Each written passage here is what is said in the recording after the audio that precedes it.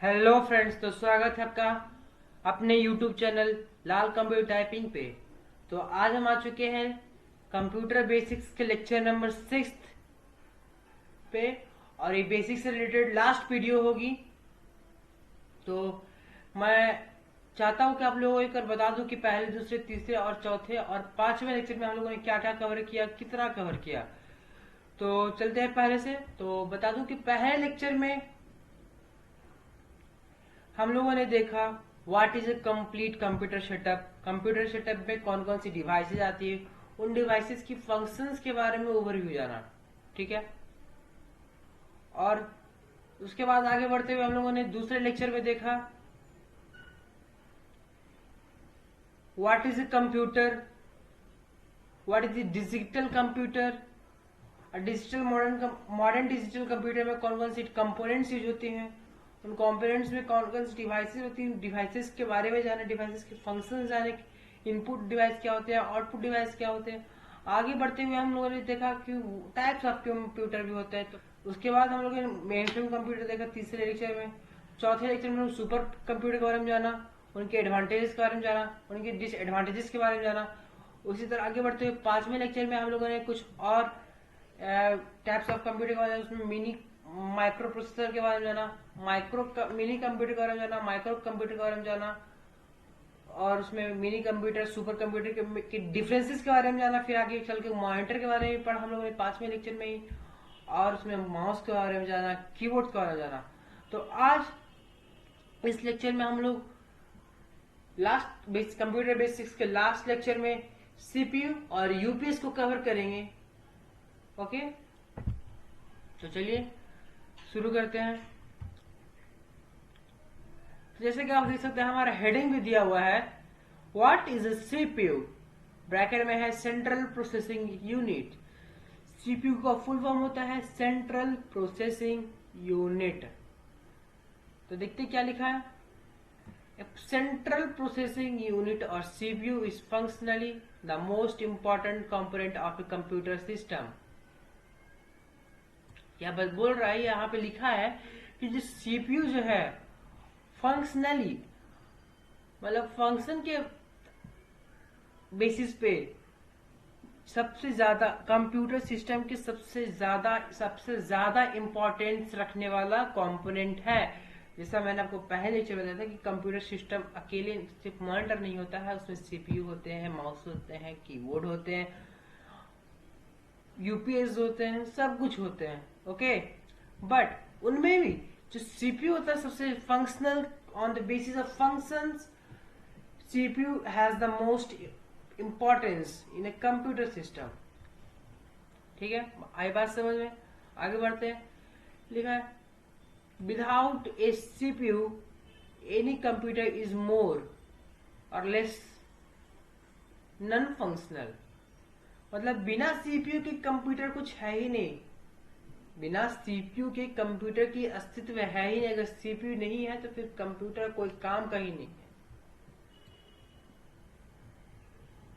Okay, आगे देखते हैं। It is generally referred to as the brain of the computer due to the vast number of function it performs.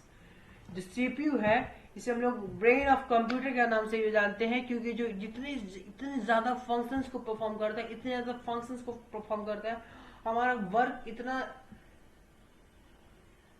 लो कर देता है, means हमारे work को इतना इजी कर देता है कि कुछ कह नहीं सकते। हमारा एकदम बिल्कुल जैसे कुछ भी किया तो काफी फास्ट प्रोसेस करता है, इसलिए हम लोग इसे ब्रेन ऑफ द कंप्यूटर कहते हैं। Okay, CPU is also referred as the brain of the computer.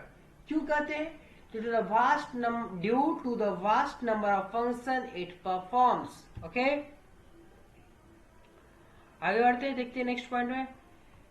A CPU is essentially a hardware that performs functions related to input, output, processing, and storage data for a computer system.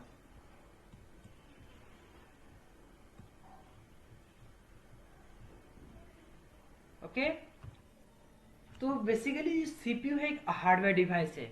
ठीक है, जो CPU का work होता है input related, output related, processing, data को process करने का, उसका फिर प्रोसेस करने का जो हमारा आउटपुट रिजल्ट है उसे स्टोरेज में स्टोरेज मेमोरी में सेव करने का। ओके, आगे बढ़ते हैं। और ये लिखा है it is the main control centre for all the operation that happen in computer system. तो कंप्यूटर सिस्टम में होने वाले सभी की सभी ऑपरेशन का, जितने भी ऑपरेशन होते हैं उन सभी का मेन कंट्रोल सेंटर सीपीयू होता है। अंडरस्टैंड? आगे बढ़ते हैं। A CPU can be installed or inserted into a CPU socket. Okay, जो CPU है या तो फिर इंस्टॉल किए जाते हैं और नहीं तो इंसर्ट किए जाते हैं। इंसर्ट कहाँ किया जाता है? CPU सॉकेट में। ओके, तो ये सॉकेट होते कहाँ? तो this sockets are easily located on the motherboard. ये सॉकेट रहते हैं मदरबोर्ड में फिट रहते हैं। ओके, तो आप देख सकते हैं कि मदरबोर्ड कहाँ है, ये है मदरबोर्ड, और इसी में मदरबोर्ड में ही एक सॉकेट रहता है, उसी में सीपीयू इंसर्ट किया जाता है। Okay, further CPU is provided with a heat sink. Okay, heat sink, तो हीट सिंक देखिए यहाँ पे आप देख सकते हैं, ये हीट सिंक है, यहाँ पे टिक मार्क मैंने पहले लगा रखा है, हीट सिंक। ओके, ये है हीट सिंक। तो इस हीट सिंक का क्या काम रहता है? देख सकते हैं ये एक फैन के मॉडल में है। ओके, फैन है, आपको देख सकते हैं फैन के मॉडल में। तो ये जो हीट सिंक डिवाइस है, इसका काम यही रहता है, this heat sink device helps in absorbing and dissipating heat. मतलब ये जो लगातार फंक्शन करने के, जो लगातार वर्क यूज में होने से सीपीयू हीट हो जाता है। अगर हीट हो जाता है, अगर हम उसे कूल नहीं करेंगे तो सीपीयू क्रैश हो जाएगा और हमारा खराब हो जाएगा, उसे रिप्लेसमेंट की जरूरत पड़ेगी, उसे रिपेयरिंग की जरूरत पड़ेगी। तो इससे बचने के लिए, टू अवॉइड रिप्लेसमेंट और रिपेयरिंग, हम लोग सीपीयू में एक हीट सिंक लगा होता है। ठीक है, वो हीट सिंक हीट को एब्जॉर्ब करता है और सीपीयू को कूल करता है और फंक्शन स्मूथ करने में हेल्प करता है। ठीक है, यहाँ पे लिखा मिला है हम लोग को, this helps in keeping the CPU cool and functioning smoothly. इसी कारण जो सीपीयू कूल होता है और फंक्शनिंग होता है, काफी स्मूथ होता है। ओके, आगे बढ़ते हैं। ठीक है, CPU can perform several essential features. Some of those features are, CPU जो काफी सारे फंक्शंस को काफी सारे फीचर्स को परफॉर्म करता है, उनमें से इंपॉर्टेंट फीचर्स जो है उनको मैंने यहाँ लिख रखा है। तो चलिए आगे बढ़ते हैं। It can perform various types of data processing operation.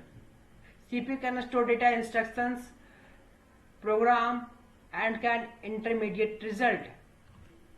CPU लिखा है कि CPU can perform various types of data processing operation, मतलब बहुत तरह के अलग अलग प्रकार के, भिन्न भिन्न प्रकार के डेटा प्रोसेसिंग ऑपरेशन को CPU करता है। और CPU can store data, CPU data भी स्टोर करता है। CPU can give instruction, CPU instruction भी देता है। CPU कैन डू प्रोग्राम्स पे कमांड, जो प्रोग्राम्स है उन पे भी वर्क करता है। CPU एक एज ए इंटरमीडिएट रिजल्ट का भी रोल प्ले करता है। ओके,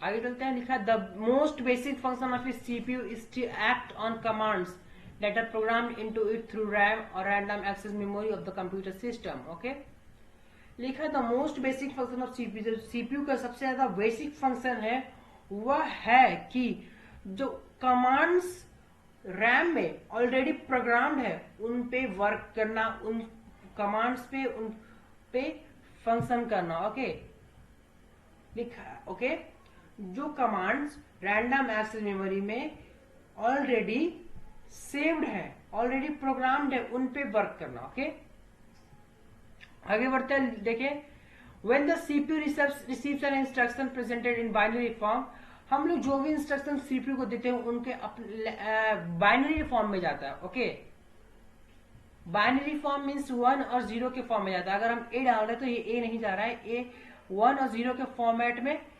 इंटर होके सीपीयू के पास जा रहा है। उसके बाद इसको बदलता है अपने सिग्नल्स में, जो कि कंप्यूटर लैंग्वेज होता है। ओके, तो बाइनरी फॉर्म बताया 1 और 0 से बने रहते हैं। तो हम लोग जो भी इंस्ट्रक्शन देते हैं वो बाइनरी फॉर्म में जाता है। The instruction is converted into signal, जैसे मैंने जो इंस्ट्रक्शन रहते हैं वो सिग्नल्स में कन्वर्ट होते हैं and then processor can work on. Finally after the instruction is decoded it's executed. जैसे ही इंस्ट्रक्शन कंप्लीट होता है ये काम हमारा सॉल्व हो जाता है। जैसे ही हमारा इंस्ट्रक्शन डिकोड होता है, बाइनरी से कंप्यूटर लैंग्वेज आता है, सिग्नल्स में कन्वर्ट होता है, फिर उस पर प्रोसेसर काम करना शुरू करती है। ठीक है, तो फिर हमारा काम हमारा कमांड उस पर परफॉर्म होने लगता है। ठीक है, इतना ही था। What are the different parts of CPU. Okay, आगे बढ़ते हैं। CPU has various components which are dedicated to performing certain specific functions। CPU के अलग अलग component रहता है और अलग अलग components, अलग अलग डिवाइस जो है अलग अलग स्पेसिफिक फंक्शंस को परफॉर्म करते हैं। ओके, तो पहला हमारे पास है द स्टोरेज यूनिट और मेमोरी, कंट्रोल यूनिट और है ALU, arithmetical logical unit. Understand? आगे बढ़ते हैं। हमारे पास तो पहला हम लोग कवर करेंगे द स्टोरेज और the memory unit. Okay, as per its name, कह रहा है जैसा इसका नाम है, क्या नाम है? स्टोरेज और the memory unit. As per its name this unit is dedicated to storing all information and data that is saved on the computer system. तो इस यूनिट का काम है जितने भी इंफॉर्मेशन, जितने भी डेटा कंप्यूटर में सेव किए हैं उनको स्टोर करने का for future use. This data is supplied when ever the user needs it. Means मैंने बोला for future use it saves in the CPU, memory unit में सेव हो जाता है। तो ये डेटा जो है जब कभी भी यूजर्स को इन फ्यूचर अगर नीड होती है तो उसे वहां से सप्लाई निकाला जाता है। ओके, जिस भी लोकेशन पे स्टे किया जाता है वहां से जाकर के ओपन कर सकते हैं। Okay, it is also sometimes referred to as a internal storage unit. इसे स्टोरेज और मेमोरी यूनिट को हम लोग कभी कभी इंटरनल स्टोरेज यूनिट के नाम से भी जानते हैं। There are also two types of memories in a computer including primary memory and secondary memory. Computer में भी दो तरह के मेमोरीज रहते हैं, एक प्राइमरी मेमोरी और दूसरा secondary memory. Some functions that are performed by the memory units are, तो मेमोरी यूनिट्स जो जिन फंक्शंस को परफॉर्म करता है ये नीचे लिखे हैं। तो पहला है it is used for storing intermediate result of processing. अगर आप कोई कमांड देते हैं तो उनको प्रोसेस करने के बाद जो रिजल्ट आता है उसको सेव करने का काम करता है। ये हो गया हमारा पहला। It can store all data and instruction data required for processing.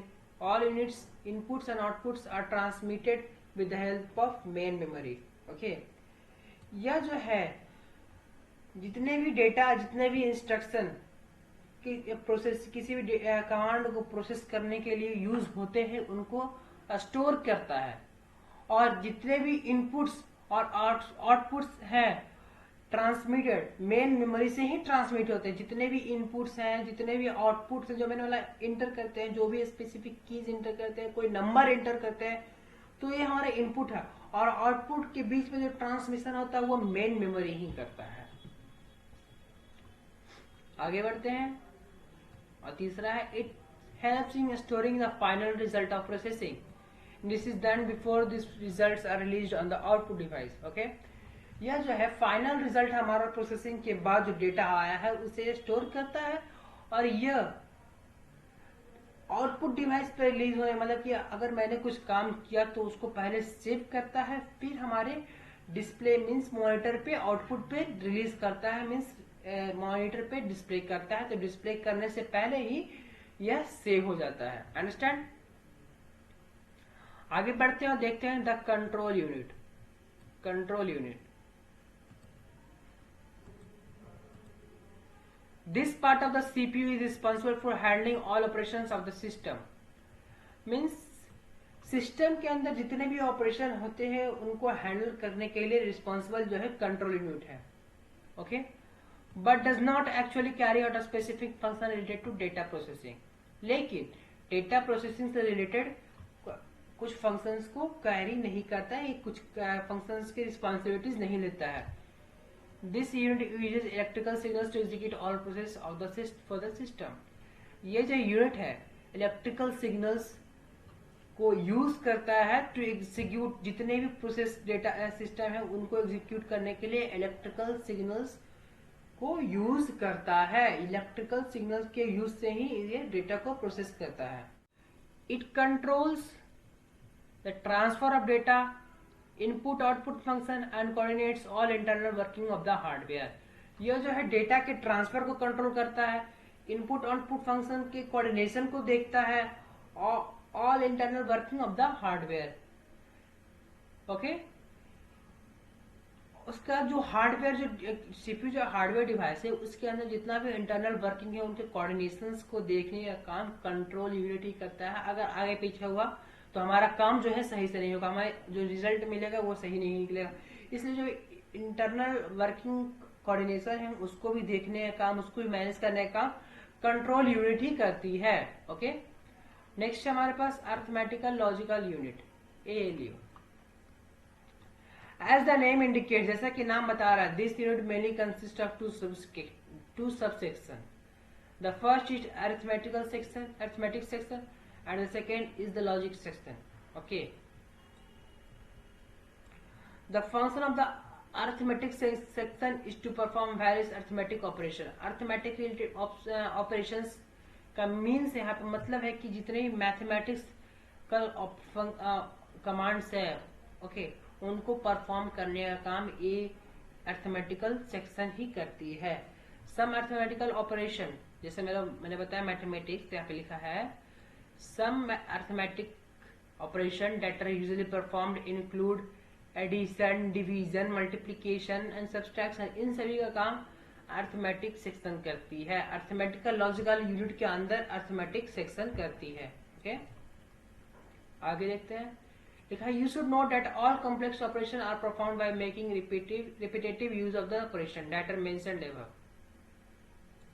जितने भी कॉम्प्लेक्स ऑपरेशन होते हैं उसको बार बार करने से ही वो ऑपरेशन कंप्लीट हो पाता है। ओके, उसको रिपीट करने के बाद वो ऑपरेशन कंप्लीट हो पाता है। क्या लिखा है, you should note that all complex operations are performed by making repetitive use of the operation that are mentioned above. Okay, आगे बढ़ते हैं।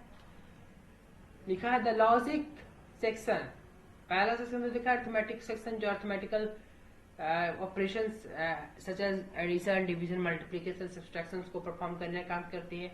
और दूसरा द लॉजिकल सबसेक्शन है, वो परफॉर्म करती है, जिसे लिखा है perform the function of carrying out logic operation. Okay, तो लॉजिक ऑपरेशन, जितने भी लॉजिकल ऑपरेशन है अरिथमेटिक को छोड़कर के जितने भी बाकी ऑपरेशन है उन ऑपरेशन को परफॉर्म करने का काम लॉजिक सेक्शन करती है। तो लॉजिक ऑपरेशन में क्या कहते हैं, comparing, merging, selecting and matching data. तो ये था हमारा, इतना था सीपीयू के बारे में। अगर किन्हीं को कोई दिक्कत कहीं पे हुई हो तो बताना।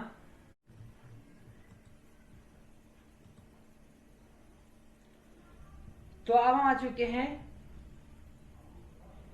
कंप्यूटर बेसिक्स के लेक्चर के सबसे लास्ट पॉइंट पे। इसका हमारा कंप्यूटर बेसिक्स का लेक्चर खत्म हो जाएगा। ओके, तो हमारा लास्ट टॉपिक है what is an UPS. UPS क्या है, तो ब्रैकेट में इसका फुल फॉर्म लिखा है uninterruptible power supply. Okay, means हमारा जो पावर सप्लाई हो रहा है वो कंटिन्यूअसली बिना किसी इंटरप्शन के होते रहे, बिना किसी इंटरप्शन के होते रहे।